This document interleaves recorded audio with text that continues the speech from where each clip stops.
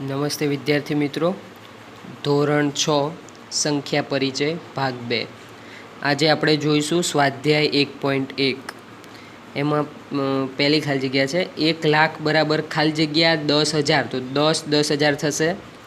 1 કરોડ બરાબર 10 મિલિયન થશે અને 1 મિલિયન બરાબર 10 લાખ થશે. ફરીથી ધ્યાન રાખજો, 1 લાખ બરાબર 10,000 થશે, 1 કરોડ બરાબર 10 મિલિયન થશે અને 1 મિલિયન બરાબર 10 લાખ થશે. ચલો હવે એના ઉપરથી આપણે બીજો પ્રશ્ન જોઈશું, પ્રશ્ન 2. હવે પ્રશ્ન 2માં એવું છે કે કોઈ સંખ્યા લખવી હોય તો એમાં ચોક્કસ જગ્યાએ અલ્પવિરામ મૂકવાનો છે અને એ અલ્પવિરામ મૂકી શબ્દોમાં આપેલે જે છે એને આપણે અંકમાં લખવાના છે. બરાબર વિદ્યાર્થી મિત્રો, આ ચેપ્ટર ખાલી ભણવા માટે જ નહીં પણ આનો વ્યવહારિક ઉપયોગ પણ ઘણો જોવા મળે છે. તમે ક્યારેક બેંકમાં મમ્મી પપ્પા સાથે કે મોટા ભાઈ બહેન સાથે કદાચ બેંકમાં ગયા હશો તો તમે ચેક લખતા જોયા હશો. તો ચેકમાં આંકડામાં શબ્દો લખતા હશે તમારા મોટા ભાઈ બહેન કે મમ્મી પપ્પા, તો એ આંકડામાં યોગ્ય જગ્યાએ અલ્પવિરામ મૂકતા તમે જોયા હશો અને એને યોગ્ય રીતે શબ્દોમાં લખતા પણ તમે જોયા હશો. તો એ તમને પણ આવડી જશે. જો આ સ્વાધ્યાય તમે વ્યવસ્થિત ધ્યાન આપશો તો તમને પણ એ રીતે ચેક ભરતા આવડી જશે. અહીંયા એવી જ રીતે શબ્દોમાં આપેલું છે, એને યોગ્ય અલ્પવિરામ મૂકી એને આંકડામાં દર્શાવવાનું છે. તો પહેલું આપણે જોઈ લઈશું 73,75,307. તો કઈ રીતે લખશું? તો 73 લાખ પછી અલ્પવિરામ આવશે, 75,000, 75 પછી અલ્પવિરામ આવશે અને 307 એટલે 307. તો સંખ્યા બનશે 73 પછી અલ્પવિરામ, 75 પછી અલ્પવિરામ અને 307. તો આ તમારી સંખ્યા બની ગઈ 73,75,307. બીજી સંખ્યા જોઈએ 9,05,41,. હવે આપણે આ શબ્દોમાં છે એને આંકમાં લખવાની છે. 9 કરોડ એટલે 9 આવશે, 5 લાખ એટલે 5 લાખ છે એટલે 0,5 અને 41. હવે 5 લાખ પછી કેટલા 5 મીંડા આવશે 5 લાખને? તો 1, 2, 3 ને 41. તો અહીંયા બનશે 9,05,30,41 એટલે 9 કરોડ 5 લાખ ને 41. હવે એવી રીતે ત્રીજી સંખ્યા છે 58 મિલિયન. 1 મિલિયન આપણે જોયું, 1 મિલિયન બરાબર કેટલા? 10 લાખ. તો અહીંયા કેટલા મિલિયન છે? 58 મિલિયન. તો પહેલાં 58 મિલિયન, પછી છે 423,000, 423,000 અને 202 એટલે 202. અહીંયા બની ગયું 58 મિલિયન 423,202. હવે નીચે બે સંખ્યા આપી છે, તમારે જાતે લેસનમાં લખવાની છે. સંખ્યા આ રીતે છે 7,52,21,302 અને બીજી સંખ્યા છે 23,30,010. આ બંને તમારે જાતે ગણવાની છે. હવે વિદ્યાર્થી મિત્રો, અહીંયા એક સંખ્યા આપેલી છે. હવે આ સંખ્યાને આપણે બે પદ્ધતિ વડે સંખ્યાને લખવાની છે. સંખ્યાને પહેલાં તો યોગ્ય અલ્પવિરામ મૂકવાનો છે અને પછી એને શબ્દોમાં લખવાનું છે. તો હવે એક જ સંખ્યા છે પણ એ સંખ્યાને બે રીતે લખાશે. એ માટે એ સંખ્યાને લખવા માટે બે પદ્ધતિ છે. એક પદ્ધતિ છે ભારતીય સંખ્યા લેખન. એક પદ્ધતિ કઈ છે? ભારતીય સંખ્યા લેખન પદ્ધતિ. અને બીજી પદ્ધતિ છે આંતરરાષ્ટ્રીય પદ્ધતિ. બરાબર, આ આંતરરાષ્ટ્રીય પદ્ધતિ છે અને એક છે આપણા ભારતની ભારતીય સંખ્યા લેખન પદ્ધતિ. તો ભારતીય સંખ્યા લેખન પદ્ધતિ કઈ રીતે છે?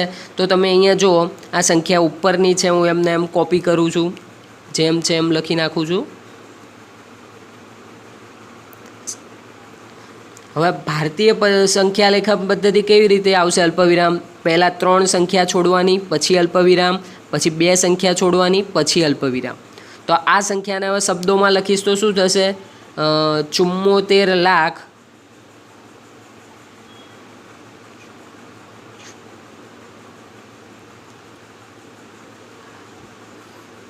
52,283.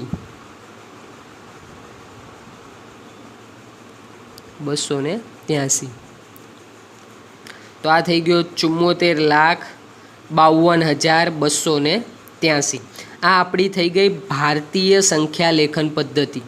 તો હવે આંતરરાષ્ટ્રીય સંખ્યા પદ્ધતિમાં કેવી રીતે દર્શાવવામાં આવે છે? તો આપણે ઉપર છે એ સંખ્યા એમને એમ નીચે લખી દઈશું.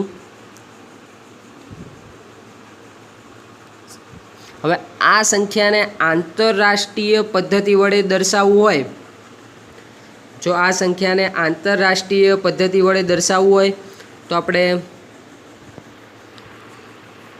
હવે આ સંખ્યાને આંતરરાષ્ટ્રીય પદ્ધતિ વડે દર્શાવવું હોય તો આમાં કેવું આવશે? પહેલાં પાછળની 3 સંખ્યા, પછી અલ્પવિરામ, ફરીથી 3 સંખ્યા, પછી અલ્પવિરામ. આપણે ભારતીય સંખ્યા પદ્ધતિમાં કેવું કર્યું હતું? પહેલાં 3 સંખ્યા અને પછી 2 જ સંખ્યા, પછી અલ્પવિરામ. જ્યારે આંતરરાષ્ટ્રીય પદ્ધતિમાં કેવું છે? પહેલાં 3 સંખ્યા, એના પછી ફરીથી 3 સંખ્યા, એટલે 3 સંખ્યા પછી અલ્પવિરામ અને 3 સંખ્યા પછી અલ્પવિરામ. હવે આના શબ્દોમાં લખવું હોય તો કેવી રીતે? તો આમાં આવશે 7,52,283. આંતરરાષ્ટ્રીય પદ્ધતિમાં કેવું થશે અને ભારતીય સંખ્યા લેખન પદ્ધતિ, આ બંને પદ્ધતિ વડે સંખ્યાને દર્શાવવામાં આવે છે. એમાં કેટલો ડિફરન્સ છે જોઈ લઈશું. આ કોઈ એક સંખ્યા લીધી, એ બંને સંખ્યામાં ભારતીય સંખ્યા લેખન પદ્ધતિમાં પહેલાં 3 અક્ષર પછી અલ્પવિરામ, પાછળથી અને પછી 2 અક્ષર પછી અલ્પવિરામ. એવી જ રીતે આંતરરાષ્ટ્રીય પદ્ધતિમાં પહેલાં 3 અક્ષર પછી અલ્પવિરામ, ફરીથી પણ 3 અક્ષર પછી અલ્પવિરામ. ત્યારે આંતરરાષ્ટ્રીય પદ્ધતિ વડે બનશે. અને એ જ સંખ્યાને ભારતીય સંખ્યા રેખા પ્રમાણે શબ્દોમાં કેવી રીતે લખાશે? તો 74,52,283. અને આંતરરાષ્ટ્રીય પદ્ધતિ વડે એ લખાશે 7,452,283. આ રીતે લખાશે. હવે આપણે આ બંને પદ્ધતિ વિશે હવે તમે સમજી ગયા છો, તો એના કેટલાક આપણે ઉદાહરણો જોઈશું. એમાં પહેલાં કેટલાક ઉદાહરણ છે એ આપણે ભારતીય સંખ્યા લેખન પદ્ધતિ વડે જોવાના છે. અહીંયા જો ભારતીય સંખ્યા લેખન પદ્ધતિ વડે યોગ્ય રીતે અલ્પવિરામ જોઈશું. તો પહેલાં 3 સંખ્યા પછી અલ્પવિરામ, પછી 2 સંખ્યા પછી અલ્પવિરામ, ફરીથી 2 સંખ્યા પછી અલ્પવિરામ. ચલો, તો હવે આ સંખ્યાને શબ્દોમાં લખશું તો કેવી રીતે લખાશે? તો થશે 8,95,762.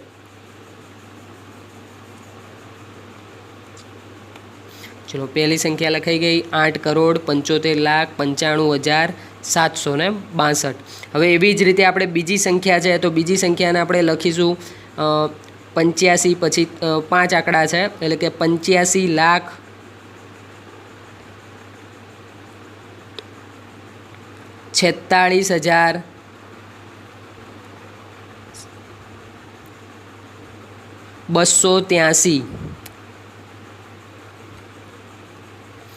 બીજી સંખ્યાનું થશે 85,46,283. એવી રીતે ત્રીજી સંખ્યા છે, આમાં પણ ભારતીય પદ્ધતિ પ્રમાણે 3 સંખ્યા પછી અલ્પવિરામ, 2 સંખ્યા પછી અલ્પવિરામ, ફરીથી 2 સંખ્યા પછી અલ્પવિરામ. તો થશે 9 કરોડ પછી 99,46,9 9,99,46,. અને આ જે છેલ્લો જે સંખ્યા છે એને તમારે જાતે લખવાનું છે. હવે આપણે જોઈશું આંતરરાષ્ટ્રીય પદ્ધતિ વડે. આંતરરાષ્ટ્રીય પદ્ધતિ વડે આપણે કેવી રીતે દર્શાવવામાં આવે છે? તો મિત્રો અહીંયા ધ્યાન રાખજો, આંતરરાષ્ટ્રીય પદ્ધતિ વડે પ્રથમ 3 આંકડા, પછી અલ્પવિરામ, ફરીથી પણ 3 આંકડા, પછી અલ્પવિરામ. તો આપણે ભારતીય પદ્ધતિમાં કેવું હતું? 3 આંકડા પછી અલ્પવિરામ, પછી 2 આંકડા પછી અલ્પવિરામ, પછી 2 આંકડા પછી અલ્પવિરામ. પરંતુ આંતરરાષ્ટ્રીય સંખ્યામાં 3 સંખ્યા પછી અલ્પવિરામ, ફરીથી 3 સંખ્યા પછી અલ્પવિરામ. તો હવે અહીંયા જોશું 78. તો 78 પછી 6 આંકડા છે, એના પછી 6 આંકડા દર્શાવવામાં આવે છે. તો આ 78 મિલિયન, તો આ અહીંયા જોઈશું તો આવશે 78 મિલિયન 921,000 921,092. 78 મિલિયન 921,092 આ પહેલી સંખ્યાનો જવાબ થશે. બીજી સંખ્યાનો જોઈ લઈએ. આંતરરાષ્ટ્રીય પદ્ધતિ પ્રમાણે 3 સંખ્યા પછી અલ્પવિરામ, 3 સંખ્યા પછી અલ્પવિરામ. તો આ થશે 7 મિલિયન 452,000 283. તો બીજાનું થશે 7,452,283. હવે આ ત્રીજો દાખલો છે એ મિત્રો તમારે જાતે ગણવાનો છે. હવે મિત્રો કેટલુંક યાદ રાખવા જેવું છે એ ધ્યાન આપો.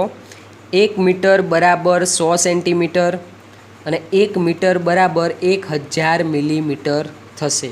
એવી જ રીતે 1 કિલોમીટર બરાબર 1000 મીટર બરાબર 1,00,000 સેન્ટીમીટર થશે.